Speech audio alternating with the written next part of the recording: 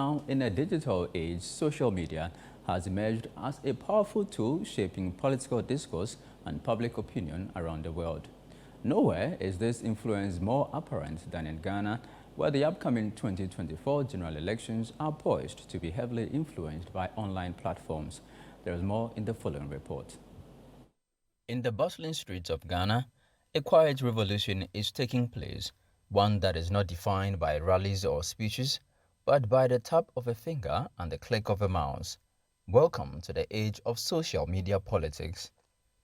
As Ghana gears up for the highly anticipated 2024 general elections, social media platforms have emerged as influential players, wielding unprecedented power to shape political narratives, mobilize voters, and influence election outcomes.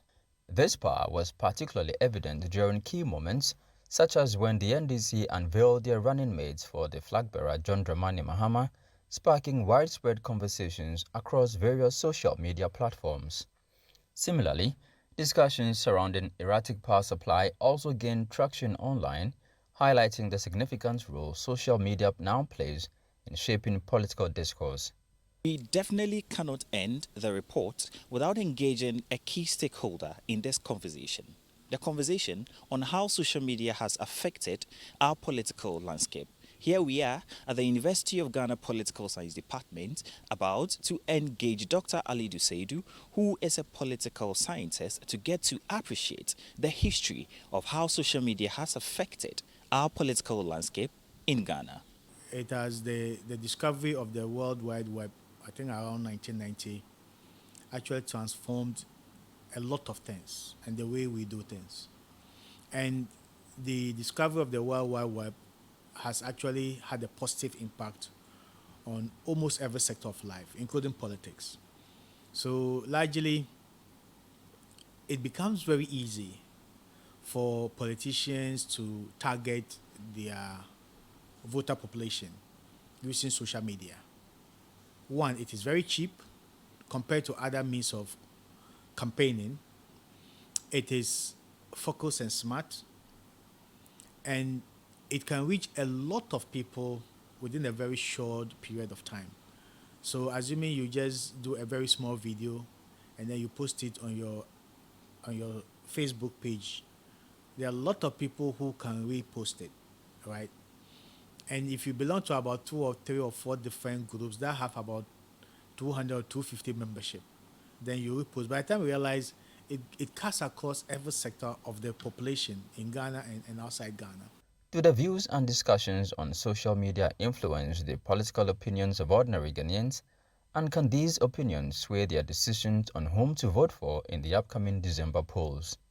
I think for me, and for some people I've also met, it kind of shaped their thoughts and their political ideas on or ideologies about things they're going to vote for and others. Yeah. So do you think we can leverage on social media platforms to shape public opinion? Yeah, entirely. Very, very true. Absolutely. I think we can leverage on it, and people must be, I think political parties must also begin to, reassess and find ways of using it to sell their message, also their policies and achievements to the Ghanaian populace.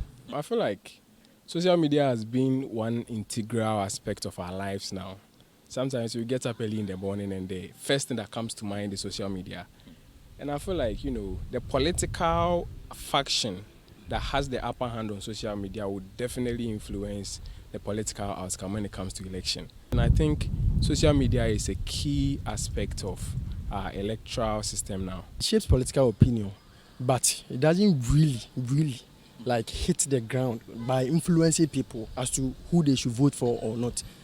In this digital revolution, is it worth it for political parties and stakeholders to invest in social media? Dr. Stephen Tinde, a communications specialist at the Ghana Institute of Journalism, had this to say. There's no serious brand today that will have a campaign running in traditional media, let's say television, radio, newspaper, and will not consider social media.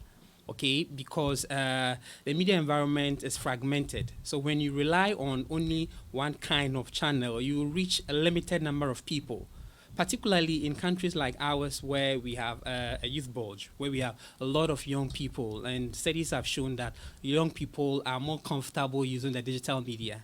So if you are in politics today and you are in it to win, some are in it for the sake of being in it, right? But if you are serious about winning, then you cannot have your campaign without social media. And I'm happy to say that we are seeing, key political parties take advantage of social media. But are political parties fully aware of the impact social media can have on their political campaigns, and are they willing to invest in it?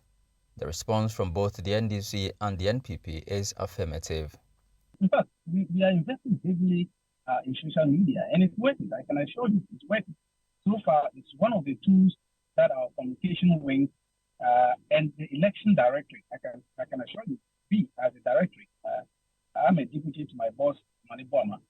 Every day out, we use the social media to get to our trainers and trainees, and you can see, if you go to his Facebook wall, you will see that day in, day out, he updates some of the messages that we want our comrades to know, our trainers to know. We are engaged in training our trainees across the country. And the social media is one of the tools that help us to get to them. We are looking at an area where a lot of our youth are now, or most of them are on social media. We're looking at the statistic out there that there are about 24 million, more than 24 million internet users, a high usage rate of social media, WhatsApp, Facebook, Twitter, and TikTok. And so as a political party, the primary role of a political party is to express, share their ideas, their ideology, what they seek to do. And so, yes.